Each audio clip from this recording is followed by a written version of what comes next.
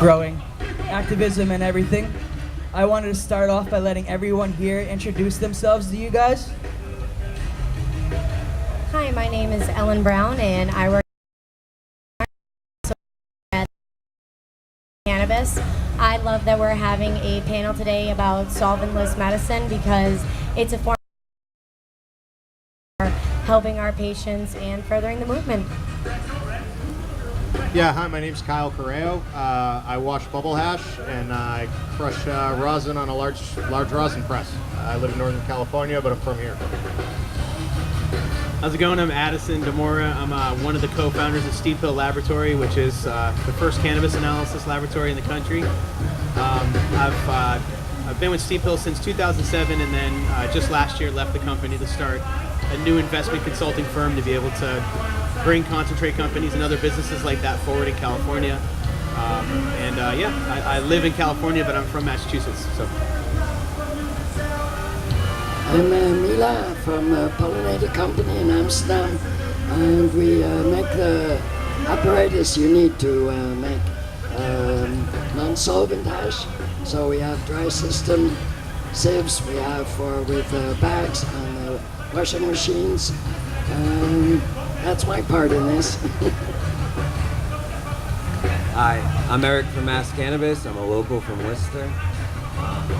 My friends and I have won a bunch of awards with the non-solvents and other stuff. You've seen us in Mass Genetics and stuff. Sorry. I'm also the owner of Nerd Creations, a seed company based out of Barcelona. And I'm so happy to be up here with all these people. These guys are so great. All right, we're gonna start this discussion off with talking about the equipment that you guys use and need to make the proper concentrates with solvent methods, whether it's dry sift or bubble hash. Kyle, you want to talk a little bit about micron bags and how they are supposed to be displaced through sizes and etc.? Sure, depending on the method that you're using. If you're using a machine, then you're using a sealed 220 bag inside of your machine. But if you're just using large bubble bags and trash barrels, like I like to do, using 220 and then a food bag and then a catch bag at the bottom. Depending on how high grade your material is, really it's how many food bags you want to use and how wide your microns want to be. They go down 220, 190, 160, 120, 90, 73, and then you got all your garbage down at your 25 bag. Can you explain to them by garbage what do you mean, and what are your most desirable bags? What are you looking for out of that selection of bags the most? And just like Mila will say, it's between 90 and 73. Some people pull a rad 90, some people pull a rad 73, and depending on the food bags you use above it is what you're going to catch with it. I don't like the 25 because you get a lot of like dead bugs and sediments and stuff in there. Depending on the grade of trim that you're running, I mean, I see a lot of food grade trim. You know, I'll run a lot of garbage trim for edibles. You know, I feel that it's a lot of dead bugs and stuff in the 25.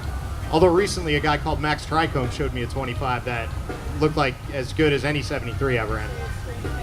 Yeah, strain dependent, material dependent.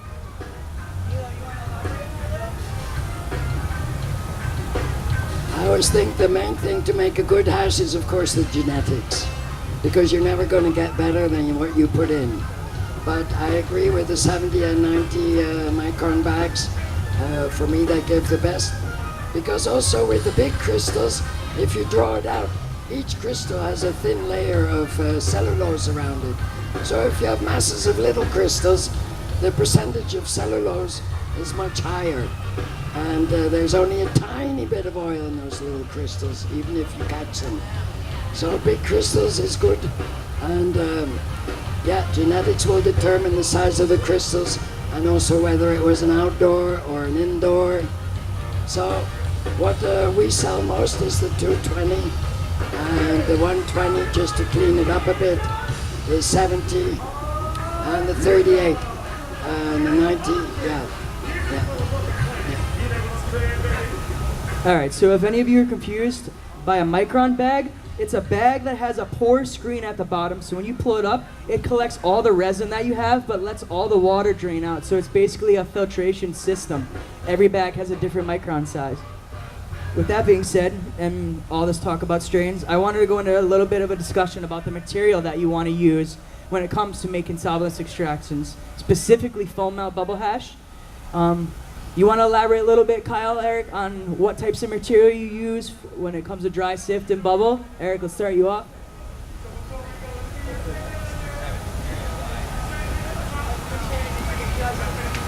Yeah, when I make my dry sift, it's usually we trim up.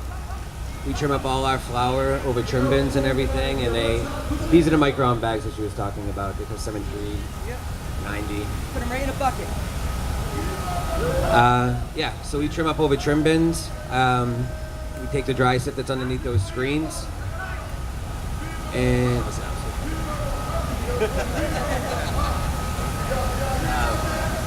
Yeah, so we after we're done trimming, I usually take all my trim, I throw it in the freezer for a couple hours. It freezes it up. Then I take it out, I bounce the hell out of it. Or they have these things called tumblers. It's just a big tote. It has a tumbler inside it with one of these bags that are in a wheel. I put it in there for about 2 minutes. A pollinator. Yes, we call them pollinators. The hash queen. And 2 minutes in there, take it out, scrape all your dry sift up, and then what we do now is make it into rosin. So I take it, I wrap it in a 220 screen, one of these pretty much. I cut it up into a little tea bag, put it in my press at about 230 for about 15 seconds. When you golden, comes out, you got fire. You know, you win cups with that, nice and easy. Thank you.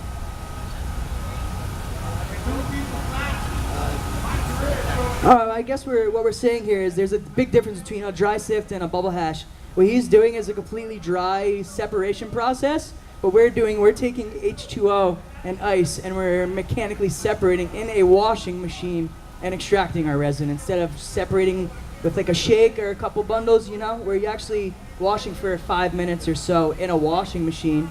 And I'm going to go into that right now with Kyle and have him talk a little bit about what types of material he prefers when it comes to making solventless extractions, whether it's fresh frozen material or dry. Well, just like anything else, it's gold in, gold out. And like Eric over here is running the best material in the country, winning awards all over the place. I mean, he's going to have the best material, like for sure, Mass Genetics. And I mean, if fresh frozen is rad, but your yield is a lot lower with bubble running it through bags, and you're also catching heads at a lot higher of a food bag. Running it dry, you'll get a much larger yield, and you'll be able to wash it much more. Like once fresh frozen material thaws out, you know, you start getting chlorophyll in your food bags. Mila, do you have any tips for terpene preservation when it comes to making ice water extractions? It's definitely true that with the dry sift, you're going to keep all the terpenes, and as soon as you throw it in water, you're going to lose some. So my advice is just keep it in the water as short as you can. Don't let those bags sit in the water. Something else is that when you add ice to the water, it's very important to get the temperature down to about 40 Fahrenheit, because at that temperature, the crystals will get hard like glass. So they will just tumble down. If the temperature is much higher, they will be sticky and they will just stick back on your leaf and you will hardly have anything falling down. That's one thing. Also, I don't like many of the trimmers because many of the trimmers use oil and then you're never going to get a good hash. The best hash to make if you want to make it from trim is to trim by hand.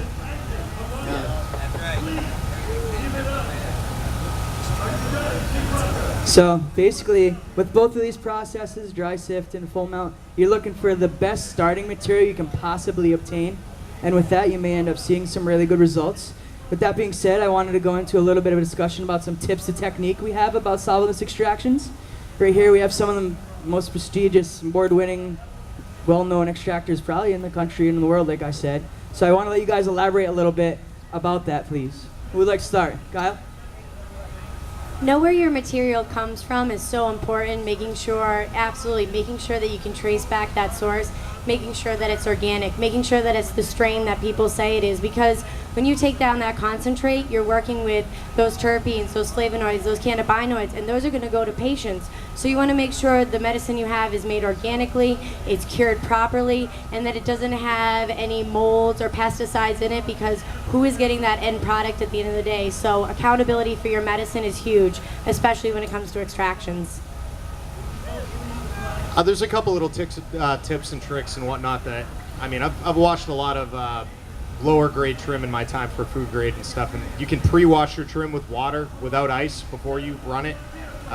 If you don't feel like doing that, you can just, when the bucket is just about empty, all the dirt will sink to the bottom, you just dump that out. I agree about the trim machines. I mean, I've seen a lot of trim in my couple of years out there that it's just horrible for extracts.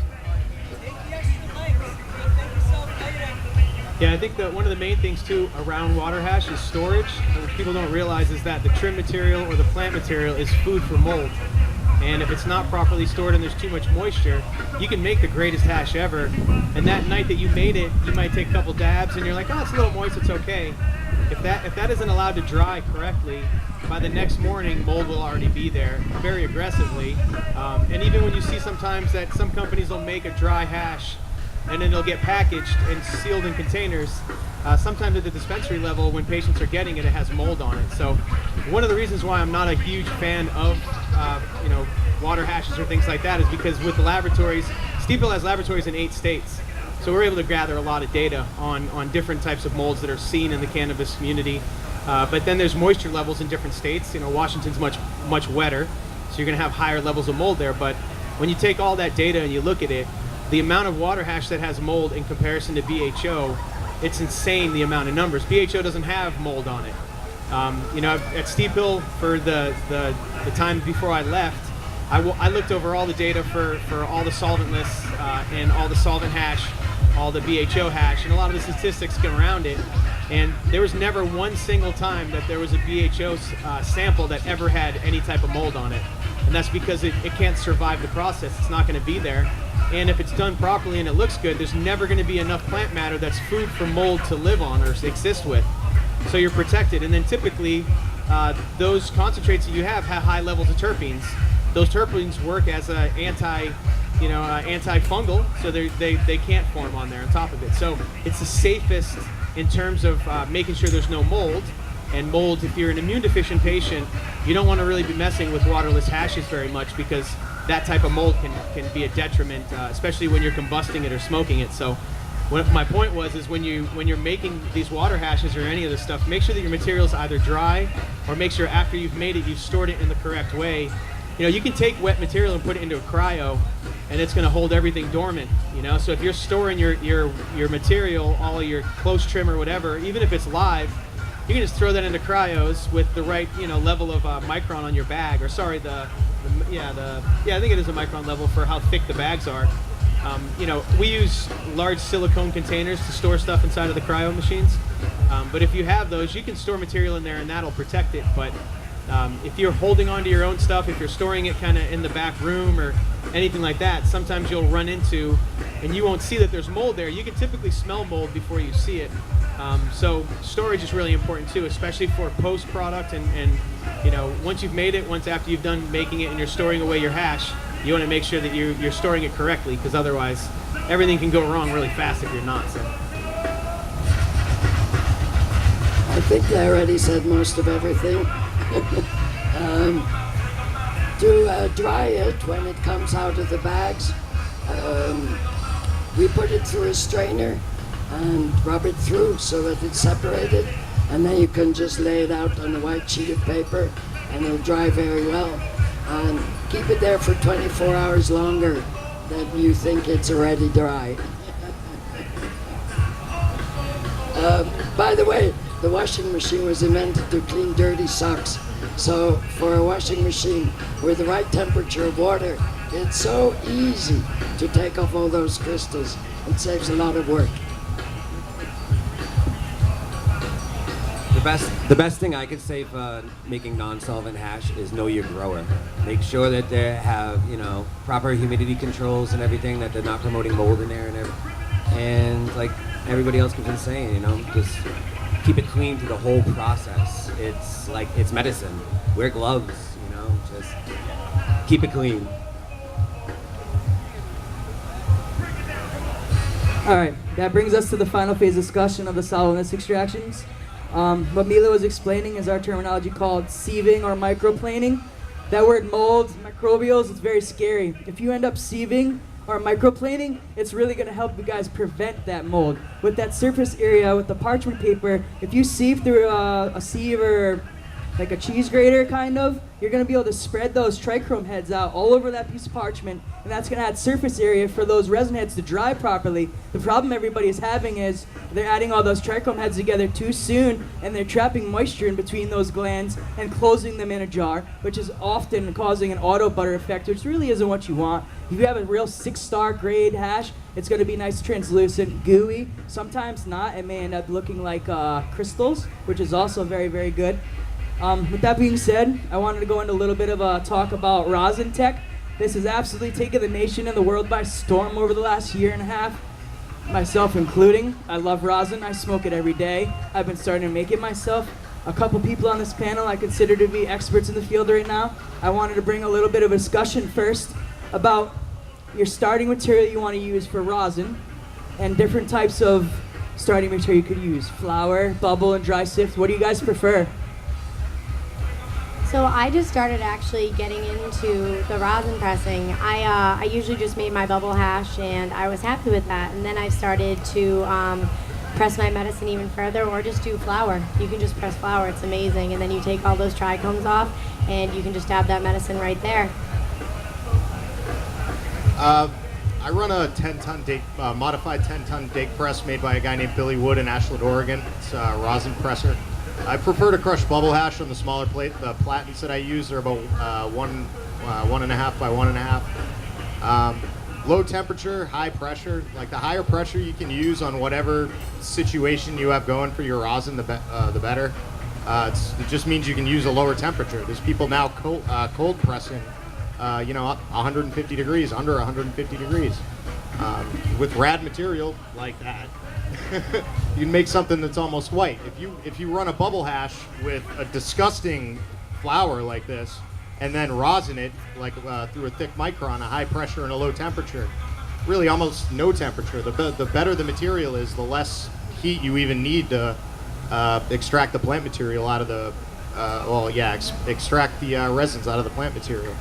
And it all comes. I mean, you can run dry sift, what comes out of a tumbler, but outdoor tends to be a lot dirtier. So like a pollinator, right. So outdoor will tend to be a lot dirtier. So if you do that, then you'll have a darker rosin. And the darker rosins, I mean, they can still be flavorful, but they're not really marketable. Yeah, particulates and all that garbage in the middle of it. But mostly the low temperature butter with fine bubble hash comes out looking like BHO wax. And I've never had any bubble or anything like that test for molds or microbials or anything like that. But with the real serious testing now for the competitions, like getting down to the real small levels of it, finding pieces of parchment, hexane from or rubbing alcohol from cleaning, all kinds of stuff in competitions all over the place. Serious names are absolutely getting popped for microbials and stuff with bubbles. Improper drying, swag materials, stuff like Eagle 20 that's used for powder mold out west. With that, I'll pass it. I love my rosin. It's a beautiful thing. Yeah, a couple things. I think that the main thing when it comes to hash, they categorize dry sift hash by stars. The higher the stars, it means that it's gonna bubble. But you put heat close to it, it starts to bubble up. And the other thing is it can only do that if there's no plant matter. So the best thing I think to make rosin out of, the only rosin that I like, Nate makes, and it's made from dry sift, and he does it in a hand press. So it's not a lot of heat at all, and there's dry sift's not going to have any type of particulate whatsoever in it. The higher grade material that you're using, which means Nuggz run material, that's going to turn out to be less oxidation. So the fresher, newer Nuggz run that you have, people don't realize it, but that gold color that you see in a concentrate is called phytol, and that's a terpene. That terpene's only there when chlorophyll's completely gone. So that's where the battle kind of is won in terms of like the math end of when you're making concentrates. If it's got that golden color, you know it has a high level of phytol, and phytol means that there's nothing green in it at all, which is the safest way to do it. It's going to give you more flavor, more taste. So for me, it's lower temps always, and the higher grade material, which is usually dry